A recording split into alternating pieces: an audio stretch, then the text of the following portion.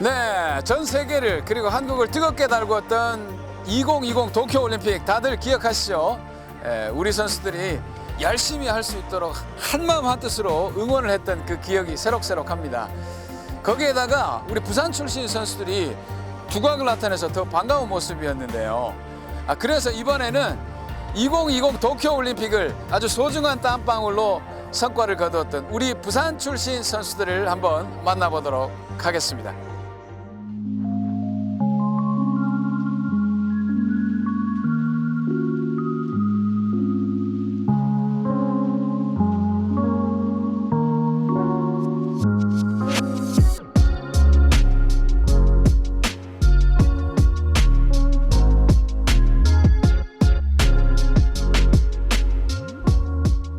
조금 아쉽지만 그래도 4위라는 성적이 영광스럽고, 어쨌든 그 다음 올림픽에서는 이제 이번 대회를 계기로 메달을 딸 수 있겠다는 확신도 생겼고 더 자신감이 붙은 것 같아요.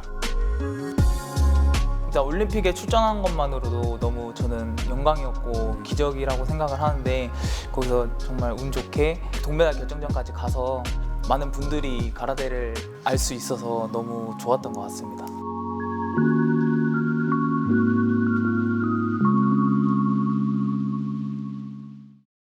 네, 지금 제 옆에는 대한민국 다이빙 사상 올림픽 최고 성적을 거둔 선수가 나와 있습니다. 이번 도쿄올림픽에서 세계 4위의 성적을 거둔 대한민국 다이빙 대표 선수 우하람 선수 나와 있습니다. 안녕하세요. 안녕하세요. 네, 소개 마음에 드십니까? 네. 아니, 예전에 우리 올림픽 하면 동메달을 따지 못해 안타깝다라는 얘기를 많이 했었거든요. 근데 이번 올림픽에는 세계 4위를 거둔 선수들이 조명을 좀 많이 받고 있어요. 좀 다른 시합이나 대회에 비해서 좀 많이 메달을 따지 못해도 관심을 좀 많이 가져주시는 것 같아요. 그래요? 네. 그럼 실제로 그 반응이 어떤 실감이 나는 게 있나요? 일단 SNS로 제일 많이 메시지를 많이 받았고, 좀 다른 대회들과 달리 좀 많이 받았어요. 또. 그게 일단 구체적인 그 개수로 치면은 예전에 SNS에 팔로워가 얼마였는데 지금 얼마가 됐다?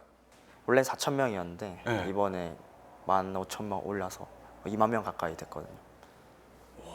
이게 확실히 달라지는 게 이 계정의 팔로우 숫자만 봐도 확실히 달라졌는데, 뭐 그런 의미에서 올림픽 갔다 와서 수도 없이 많은 얘기를 했던 거를 오늘 한 번 더 하겠습니다. 이번 성적에 소감을 한 말씀해 주시죠. 애초에 원래 저의 목표는, 어릴 때부터의 꿈과 목표는 올림픽 메달을 따는 거였고, 이번에도 메달 따려고 올림픽을 준비했는데 메달을 못 따서 뭐 조금 아쉽지만 그래도 4위라는 성적이 어쨌든 영광스럽고, 어쨌든 그 다음 올림픽에서는 이제 이번 대회를 계기로 메달을 딸 수 있겠다는 확신도 생겼고 더 자신감이 붙은 것 같아요. 그래서 4위라는 성적이 되게 만족하고 있어요. 아쉽지만. 여기까지가 일반적으로 방송 인터뷰에서 네. 하는 얘기고, 네. 실제 속마음을 좀 들어가 보도록 하겠습니다. 경기 중에 4라운드까지는 이거 메달권이다. 네. 보면서도 그런 느낌이 있었거든요. 본인도 그런 생각 하셨죠? 4라운드까지는 이제 5, 6라운드에서 잘하면 메달을 딸 수 있겠다. 그치. 기대는 했었죠. 네. 그러면서 이제 요거 라운드 넘어가면 느낌이 온다라고 생각했는데 5라운드에 약간 좀 실수를 했거든요. 약간 실수가 있었어. 그때 심정이 어떠셨어요? 왜 그랬나 싶었죠. 왜 그랬나? 왜 그랬나 싶었지만 그때 결승에서는 이제 난이도를 바꾼 기술이었단 말이에요. 난이도를 높여서 약간 도박 아닌 도박? 알겠다. 여기서 도박을 해야 내가 메달을 따려면 금운동을 딸 수 있다. 네. 그런 생각을 해서 준비한 만큼 나온 것 같아요. 네. 어쨌든 그 기술 두 개를 준비하다 보니까 조금 시간적이나 이런 게 부족하기도 했고 해서 네. 하지만 다음에는 진짜 내가 이길 수 있겠다라는 생각을 한 것 같아요. 오, 그것만 해도 소득이 있긴 있다, 그죠? 그렇죠. 그 소득으로 저는 그거에 만족한 것 같아요. 네, 제가 경기를 잘 몰라서 그런데 일단 다이빙 하면 스프링보드라는 거는 일단 스프링이라는 말이 들어가니까 네. 탱탱 튕길 것 같은 느낌이 나거든요. 네, 맞아요. 플랫폼은 바닥. 그렇죠. 아스팔트 바닥 같은 느낌? 제가 이해를 한 게 맞나요? 네. 그럼 양 종목의 차이점이 좀 있습니까? 일단 스프링보드 같은 경우는 저의 힘만으로 하는 게 아니라 스프링보드를 이용해서 기술을 해야 되다 보니까 좀 더 섬세하고, 그리고 약간 변수도 많고 보드 밸런스나 박자 이런 게 맞아야 되니까. 그거 알겠다. 그 스프링보드는 이 보드까지도 변수에 넣어야 되는 거네요. 이제 딱 그게 딱 맞는 말씀인 것 같아요. 와, 그럼 너무 섬세한 경기인데 맞아요. 본인은 그러면 스프링보드와 플랫폼 중에 어떤 게 더 조금 나한테 맞는 종목인 것 같아요? 근데 저는 스프링보드가 조금 더 자신도 있고 대회에서만 봐도 스프링보드가 더 계속 결과가 좋았기 때문에 아,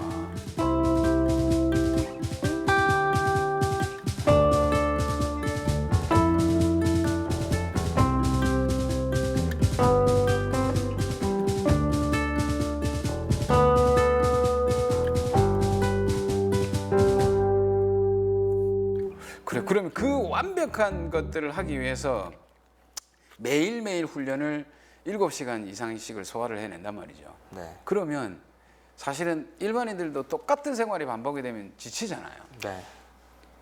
그럼 그런 걸 어떻게 극복합니까? 극복하진 않고요. 네. 그냥 하고 그냥 견디는 것 같아요. 제가 볼 때는. 그래요? 네.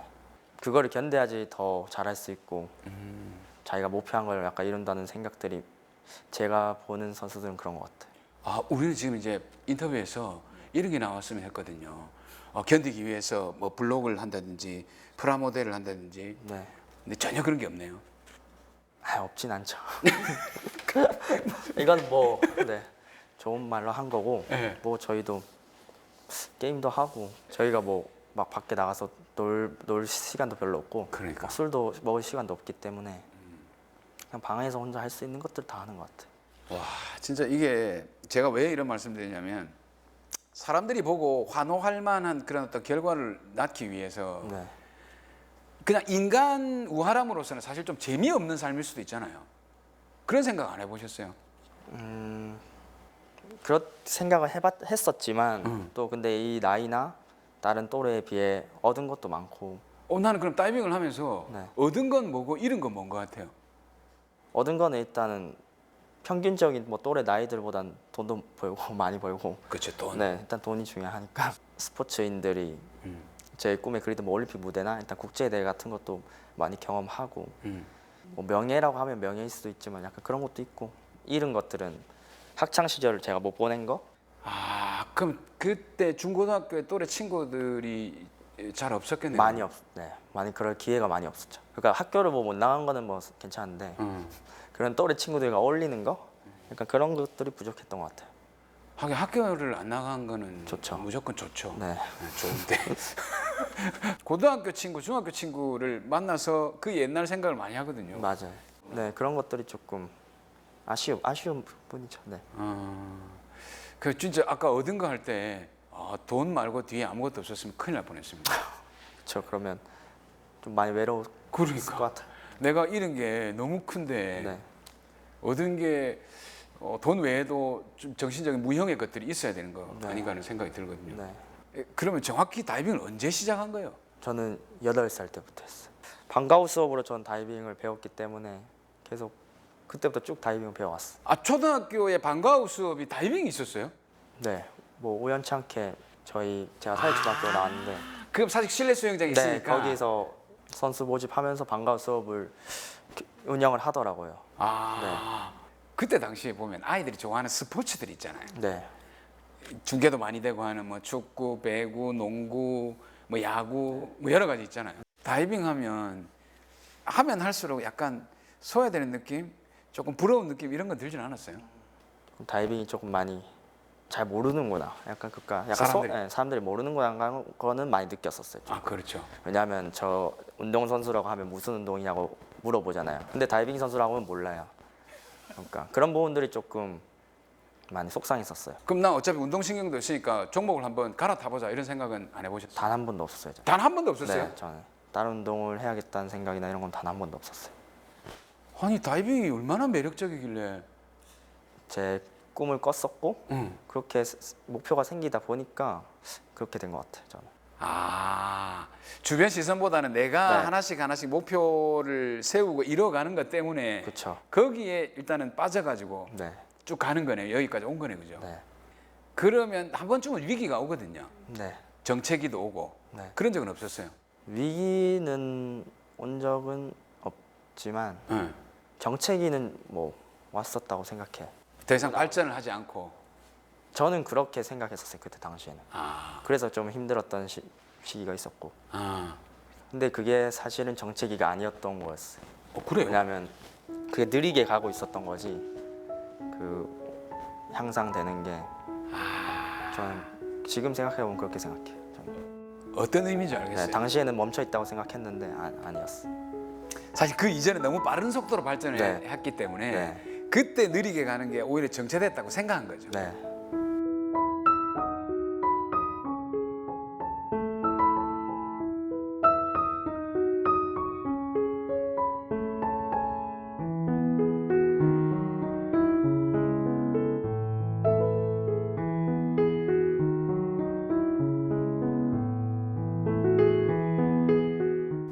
아, 그러면 리우 때도 유망주로서 이제 주목을 딱 받았잖아요. 네. 기대가 좀 많았을 것 같은데 이번 올림픽에서는. 다른 사람들의 생각은 잘 모르겠지만 본인은 네, 저는 근데 그런 거에 책임감은 느끼고 있어요. 당연히 뭐 제가 개인 종목이기도 하고 하지만 한국 다이빙을 약간 더 알리고 더 발전시키고 싶다는 책임감도 있기 때문에 물론 올림픽 메달 따고 싶은 생각도 있고 하지만 한국 다이빙을 많이 알리고 싶다. 네, 많이 발전했으면 좋겠다. 왜냐하면 중계가 안 되는 이유는 다이빙을 보는 사람이 많이 없다는 거고 하는 사람이 많이 없다는 거거든요. 그렇죠. 국내 다이빙 선수가 몇 명이나 됩니까? 선수 등록된 선수는 약 200명? 그러면 사실 국내에 뭐 인프라를 한번 봅시다. 경기를 할 수 있는 또는 뭐 내가 연습을 할 수 있는 시설들이 좀 있나요? 그래도 지역마다 하나씩은 있어요. 하나 그래도 가지고 우리가 다 부족하죠 많이. 네. 왜냐하면 제약도 많고 어쨌든 지어놨다고 해도 운영 같은 거를 관리를 안 하고 지자체에서 그 관리를 하기 때문에 다이빙 선수들이 그냥 가서 쓰기에는 제약이 많아요. 아, 왜냐하면 저희가 다이빙으로 수입이나 이런 것도 나는 것도 아니고 그 지자체에서는 그 시설들을 다른 용도로 사용하고 하기 때문에. 맞네. 시민들도 써야 되기 때문에 다이빙 그쵸. 선수가 쓸 수 있는 제약이 좀 많다, 그죠? 그쵸. 네. 그러면 다이빙 선수들만 위한 훈련 공간이 없다는 얘기네요. 많이 없죠. 다이빙장인 절반 정도? 네. 진흥공단, 체육진흥공단 있잖아요. 네. 그럼 훈련을 어떻게 하는 거예요? 일단 뭐 저는 국가대표이기 때문에 네. 뭐 선수촌에 입촌해 있으면 국가대표 선수촌에서 훈련을 하지만 네. 만약에 밖에서 이제 소속팀 훈련을 할 때는 조금 전국을 돌아다니는 편이에요. 왜냐하면 저희 소속팀에 전용 시설이 없기 때문에. 아, 세계에서 4위를 한 선수도 역시 훈련을 할 때는 돌아다녀야 되네요. 네, 찾아다녀야 돼. 아, 여기 되면 여기서 하고 네. 내일은 저기 되면 저기서 하고. 또 코로나 시대가 오면서 그게 더 많이 심해졌죠, 그게. 아, 맞아. 수영장 집단 네. 발병한다고 네. 막는 경우가 많잖아요. 그렇죠. 그 전까지만 해도 돌아다니는 거는 뭐 돌아다니기만 하면 할 수는 있었는데 네. 지금 같은 경우는 이제 워낙 타 지역 선수들을 받기가 꺼려하니까. 이런 걸 우하람 선수가 두 어깨에 딱 짊어지고 지금 올림픽과 아시안 게임을 한다는 얘기네요. 좀 그런 걸 많이 알아주셨으면 좋겠어요. 그런 부분들. 근데 저도 느끼는 게 각 운동 종목마다 다 각 매력이 있는데 네. 그걸 발견하지 못하면 비인기 종목이 되는 거고 네, 그 매력이 발견이 되면 인기 종목이 되는 것 같아요. 네, 김연아 선수 때문에 피겨가 아이들이 다 어릴 때 한 번씩 시켜보는 운동이 됐잖아요. 아 그렇죠. 박태환 선수 때문에 수영을 또 아이들이 막 시켜보는 운동이 됐잖아요. 네, 그럼 우하람 선수 때문에 네, 아이들이 우하람 퀴즈가 돼가지고 네.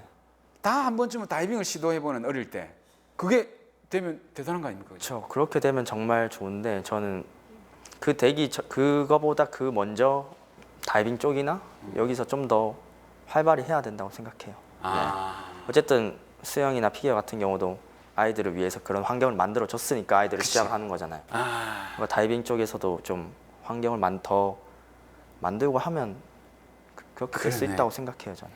우하람 선수의 목도 있지만 네, 좀 주목도 받고 거기 인프라까지만 갖춰준다면 좀 많은 아이들이 도전을 하게 되고 해보게 되고 해보다 보면 그 중에 좀 잘하는 아이들이 있으니까 그죠? 네. 전체적인 환경이 좋아져야 되는 것 같아요. 그러면 뭐 아무래도 부산 쪽이 다이빙 인프라가 조금 부족한 편인 것 같아요. 어때요? 지금은 많이 부족한 지금 편이죠. 아, 제가 부산에서 운동하던 그 시절까지만 해도 그렇게 적진 않았는데 점점 이제 저 이후에 뭐 남자 선수들이란지가 뭐 다른 선수들이 안 나왔어요. 남자 선수들이 다 없어졌고 거의 우아람 선수 이후에 부산 다이빙은 지금 남자 네. 선수가 없다는 얘기네요. 없어요. 한두 명 있다가 그만두고 막 이렇게 되다 보니까 그게 반복되다 보니까 이제 다이빙객이 계속 있는 선수들이 제 밑으로는 없어요. 이건 좀 안타까운 이야기인 것 같은데 그런 것도 문제지만 뭐 소신 발언 같은 거 하자면 소신 발언. 네 시설이 너무 안 좋아요. 부산은 노후된 시설이에요 너무. 아 너무 오래됐어요. 네 부산 아시안 게임 이후에 그 훈련 시설이 그대로 남아 있어요. 그 저기에. 2002년 아시안 게임 이후로. 네. 그 거의 20년 가까이 저 상태이니까 와.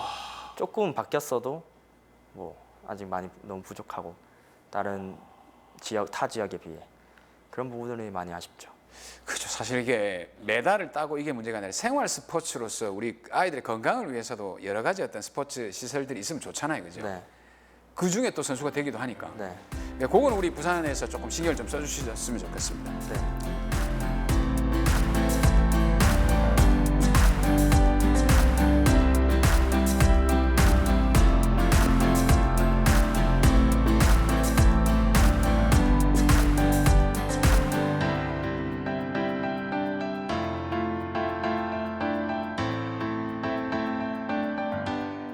앞으로 그래도 인생의 계획이라는 게 있을 거 네, 아니에요. 그쵸. 내가 메달을 따고 그 다음은 어떻게 하고 이런 삶을 살아가겠다라는 네. 인간 우아람으로서의 앞으로 계획이 있습니까? 첫 번째 목표는 올림픽 메달이고 그렇죠. 무조건적으로 그걸 위해서 운동했었으니까 그리고 그 이후에는 기회가 되거나 뭐 그런 게 있으면 한국 다이빙을 위해서 더 힘을 쓰겠죠. 뭐 선수로서가 아니다는 걸로써. 일단 사실은 저도 앞으로 선수들한테 앞으로 어린 선수들에게 앞으로 계획을 물어보면 다 비슷해요. 네, 올림픽 메달 이외의 그 뒤에 것들은 그걸 이루고 그 다음에 생각을 하더라고요. 네, 그게 이루어지고 난 다음에는 그 다음에 앞으로 스포츠 대한민국 다이빙이 어떻게 네. 가야 될지에 대한 진지한 고민을 해보겠다. 네, 제가 포장을 잘했습니까? 네, 딱 네. 그게 제 생각인 것 같아요. 아, 그럼.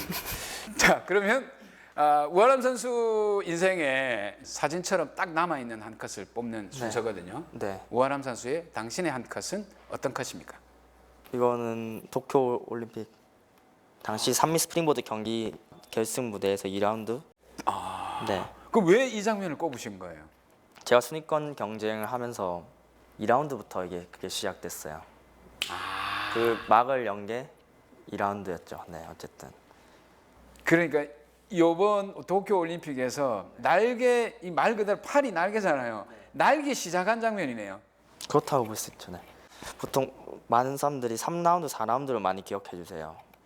보통. 근데 저는 2라운드도 잘했고 시작을 잘했기 때문에 3라운드, 4라운드도 잘했다고 저는 생각을 해요.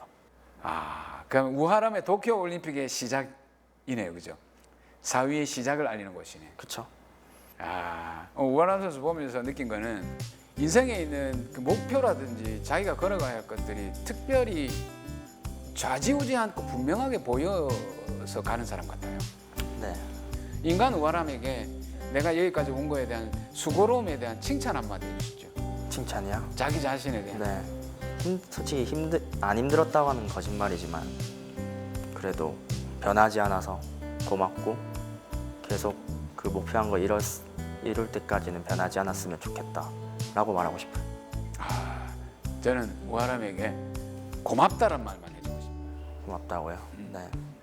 올림픽에서 성적도 고맙지만 다이빙이라는 게 이렇게 아름다울 수 있다는 것을 알려준 게 고맙고 메달뿐만 아니라 그 이외의 성적에서 이렇게 기쁠 수 있다는 것도 고맙고 여러모로 제가 꽃다발을 준비했습니다. 감사합니다. 감사합니다. 고맙습니다.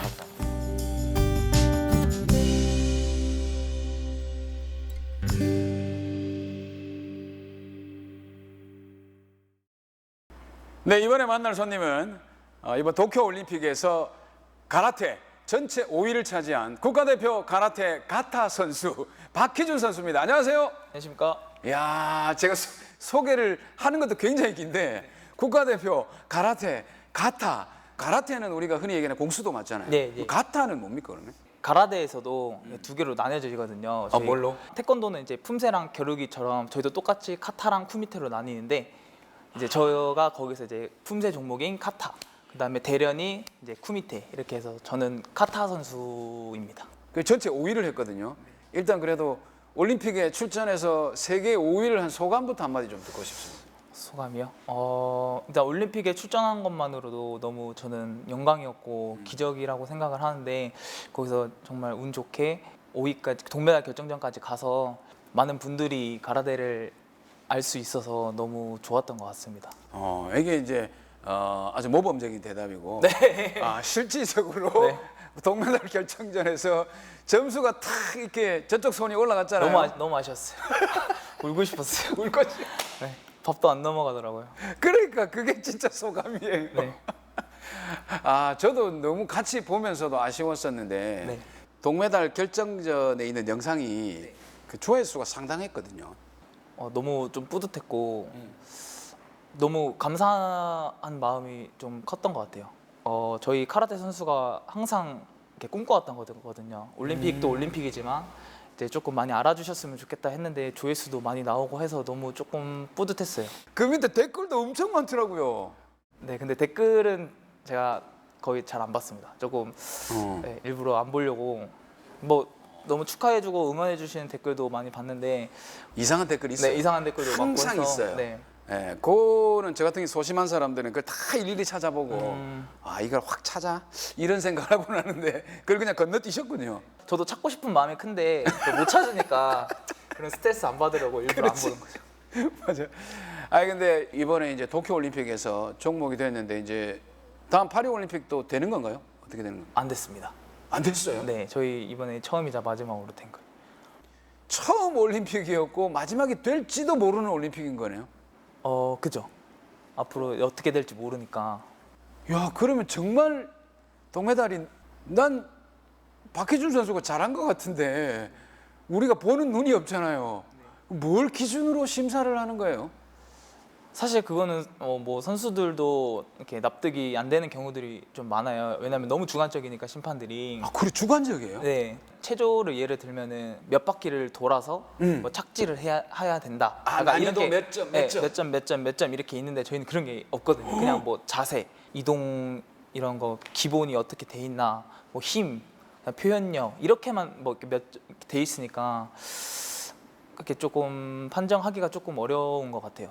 그렇구나. 너무 많지는 않은데 가끔가다 이렇게 있어요. 그래서 이번에 동메달 결정전에서 지고 나니까 밥이 안 넘어갔는데. 근데 그 상대 선수도 엄청 잘하는 선수라서 그래요? 유럽 챔피언이거든요. 오. 그래서 힘들 거는 알고는 있었는데 네. 워낙 유명한 선수다 보니까 저는 약간 거기서 그렇게 조금 이름이 알려지지 않았던 선수였는데 동메달 결정전까지 간 거고. 그래요? 네. 그 전까지는 그 전에 저는 준결승을 가는 적도 한 번도 없었고 맨날 두 번째 판에 떨어지고 이랬었는데 이번 파리 퀄리피케이션 그 선발전 때 올림픽 선발전 때 그때 조금 많이 보여줘서 운 좋게 티켓을 따서 이제 간 것 같아요. 올림픽에. 한국에는 너무 알려지지도 않아서 외국에 나가서 저희를 이렇게 봐주는 심판들도 없었고 그러니까 이제 그런 것 때문에 진다고는 생각은 안 했는데 그런 게 영향이 조금 있긴 하니까 티켓을 딴 게 저는 너무 기적이라고 생각을 합니다. 원래는 정말 딸 생각은 있었는데 딴다고 진짜 믿지를 못했어요. 그러니까. 네, 생각을 못했어요. 딸 생각은 굴뚝같이 있었는데 딸 수 있을 거라는 생각이 없었던 거죠, 네. 그죠? 근데 본인은 무명이라고 자꾸 얘기하는데 네. 그 자카르타 팔렘방 때 2018년 네, 그때 메달 땄잖아요. 네. 그래도 무명이에요? 무명이라고 해야 되나? 약간 본인이 얘기를 네, 네. 그러니까 한국이 좀 너무 좀 약한 위치에 있죠.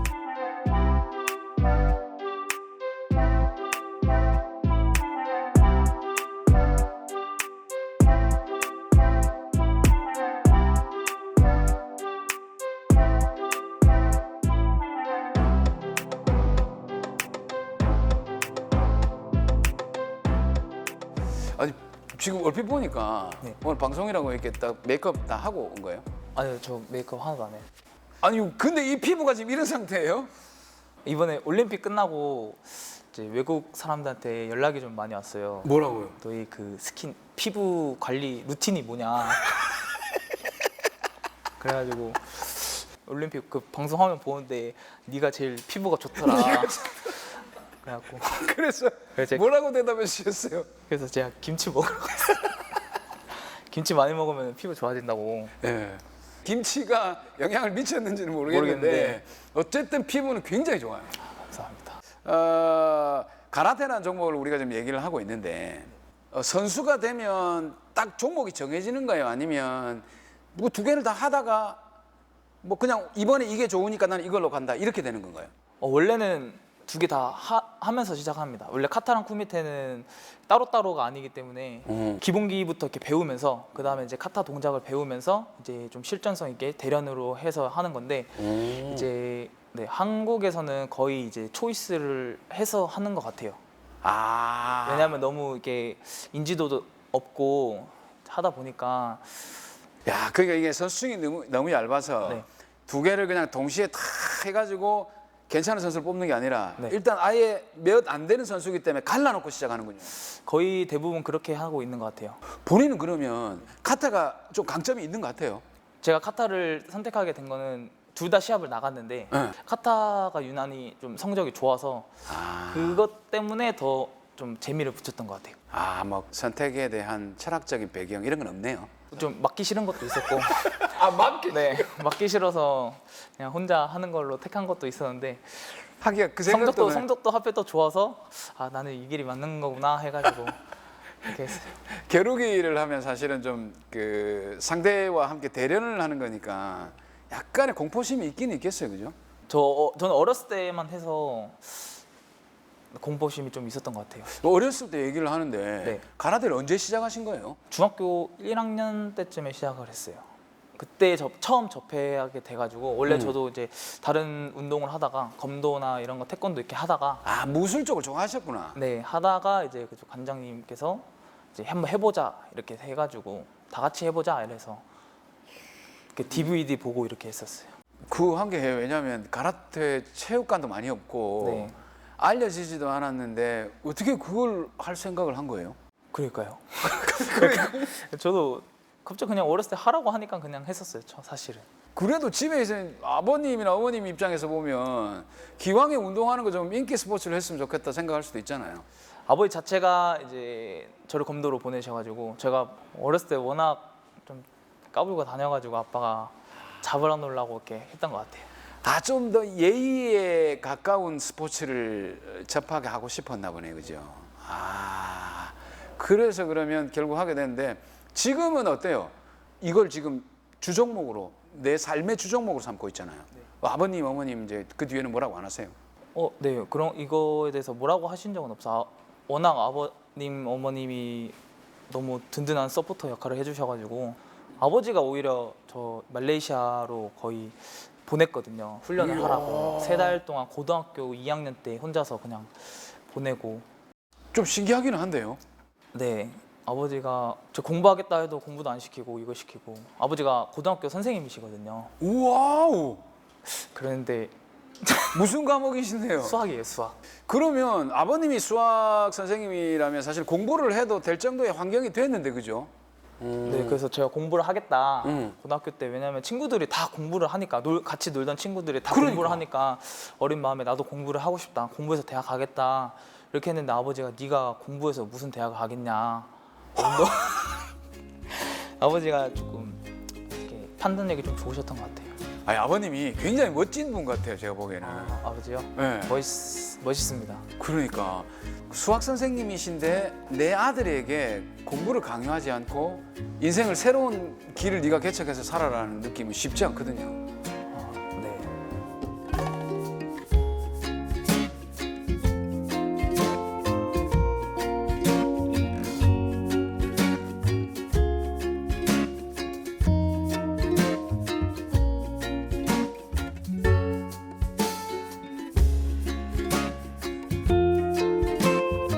그러면 실업팀이라든지 뭐 이런 팀이 있나요? 저희 팀이 없습니다.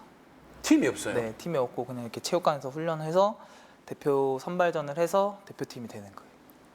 아니 그러면 실업팀이라든지 여타의 팀이 없으면 내가 운동만 해가지고는 내 생활을 꾸릴 수가 없잖아요. 그렇죠. 그래서 네 꾸릴 수가 없어서 저도 고민입니다. 많지는 않지만 또 적지도 않은 나이 28살인데 그런 직업에 대한 것 때문에 운동을 지금 어떻게 해야 될까라는 계속 고민이 있거든요. 이것만 계속 할 수가 없으니까 그런 고민에 올림픽 끝나고 그런 고민을 좀 많이 했던 것 같아요. 와, 난 이 정도인 줄은 몰랐어요. 그러면 뭐 어떻게 뭔가 내가 좀 이렇게 좀 바뀌었으면 좋겠다라는 건 없어요 혹시?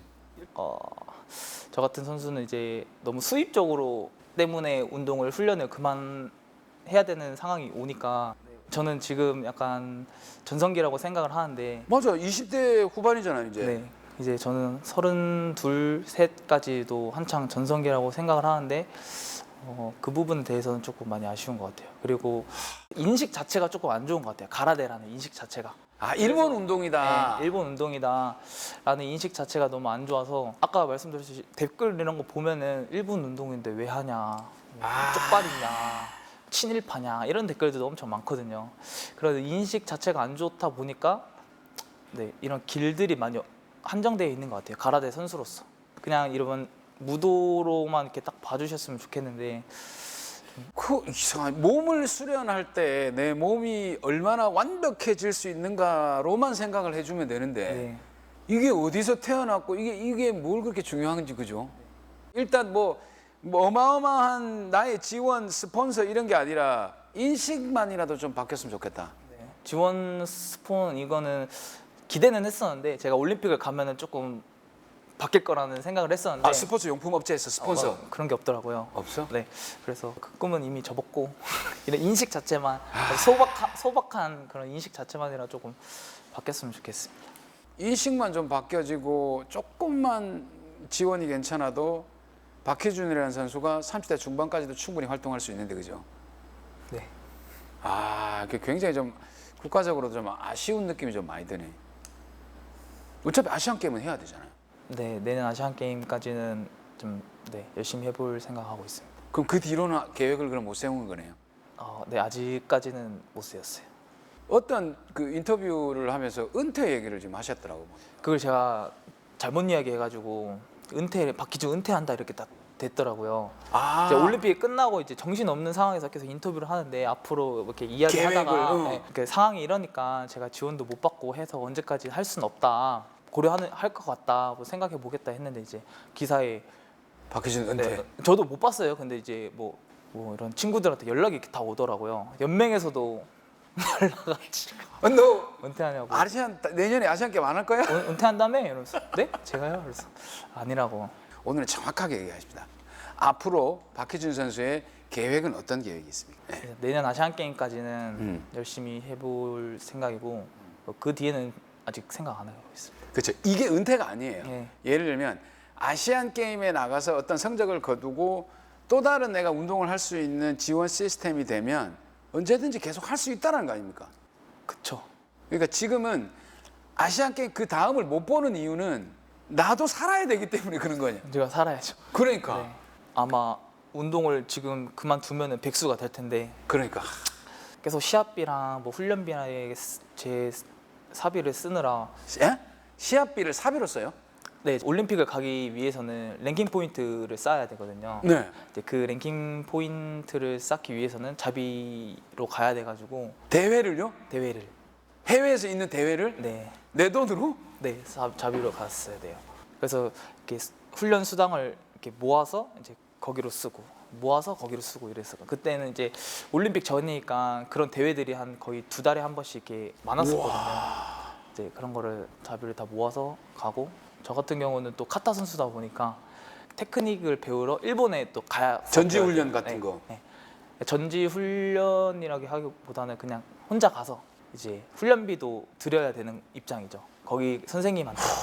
그래서 훈련비도 따로 나가고 비행기 값이랑 뭐 호텔은 생각도 못 하고 게스트하우스 식비는 최대한 제가 아껴서 마트 끝나기 전에 이런 할인하는 것들 먹고 좀 짠하게 좀 자꾸 짠해지는데 자꾸 짠하게 좀 생활을 했습니다.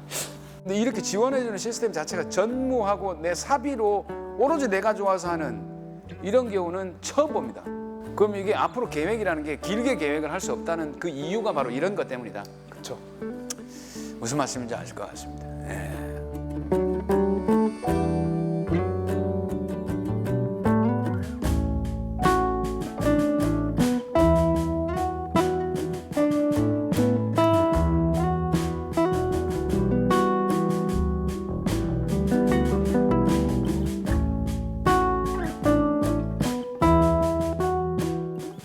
제가 이렇게 박희준 선수를 이제 인터뷰를 하기 위해서 조사를 하다 보니까 네. 저 같은 경우는 50평생 그 흔한 미담 하나 없는데 네. 굉장한 미담이 있더라고요. 제가요? 깜짝 놀랐습니다. 제 입으로 얘기할까요? 본인이 얘기하실래요? 미담이 하도 많아서 어떤 건지 어떤 건지 왜 불의를 보면 참지 못하는 거 있잖아요. 네. 성추행범이랑 강도라 해야 되나? 네, 2번을 잡았어요. 2번을 잡았어요? 네. 그 몇 살 때였어요? 한 번 고등학교 2학년 때였고 그다음에 또 한 번은 고등학교 3학년 때였어요. 그 보통 그런 거 보면 시비에 휘말리지 않는 게 가장 좋다라고 얘기하잖아요. 처음에 이제 성추행범을 잡을 때 고등학교 2학년 때 시비에 저도 그 시비에 휘말리지 않으려고 저기서 막 잡으라고 뛰어오고 있었거든요. 예. 우리도 그냥 비키자.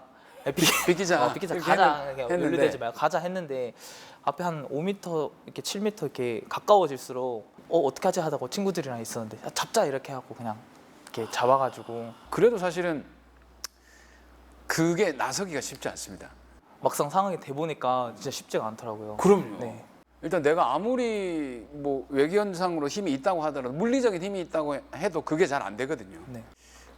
이쯤에서 이제 우리 박희준 선수가 인생을 살아오면서 내 인생에서 사진처럼 남아 있는 한 장면, 어떤 사진입니까? 이거는 제 가족 사진인데 네. 18년 아시안 게임 때 이제 가족이 다 보러 왔었거든요. 아시안 게임 동메달 네. 획득하고 2018년 네. 인도네시아로 다 가셨네. 네, 인도네시아로 다 가족이 와서 이렇게 티 다 똑같은. 좀 창피했어요. 이거 그때 당시엔 좀 창피했는데. 이분이 그 멋진 수학 선생님, 네. 아버님. 네. 그러면 이 장면이 내 인생에 있어서 어떻게 보면 가장 큰 환희의 순간이었네요. 그렇죠. 돌아보면은 이 순간이 제일 좋았던 것 같아요. 이번에 올림픽을 끝나고 조금 많이 느꼈던 게 제가 이런 영광스러운 값진 경험을 해줄 수 있는 게 다 가족들인 것 같아서 저를 이렇게 멀쩡하게 낳아주시고 아버지가 그렇게 끝까지 저를 밀어주시고 해서 제가 아무나 경험할 수 없는 그런 경험을 가서 경험을 해보니까 그때 딱 이런 많은 생각들이 들었어요. 나의 가장 큰 환희의 순간에는 가족이 있었다. 네. 그리고 이 가족들의 힘으로 이 순간을 만들었기 때문에 잊을 수 없다. 어쨌든 그래도 박희준 선수가 그렇게 많이 알아주지도 않고 인식도 좋지 않은 종목을 하면서도 굉장히 좀 멋있게 그리고 약간은 좀 쿨하게 받아들인 것 같아서 굉장히 좀 멋있었던 것 같아요. 저희 박희준 선수하고 얘기를 쭉 제가 긴 시간 얘기를 나눴는데 얘기를 나누면서 이 꽃다발을 주는 선수 중에서는 가장 진심을 담아서 드리는 그런 꽃다발이 될 수 있을 것 같아요. 너무 감사합니다. 그리고 이 꽃다발을 받고 좀 더 이 꽃들처럼 더 피어났으면 좋겠다라는 생각이 들어서 드립니다. 감사합니다.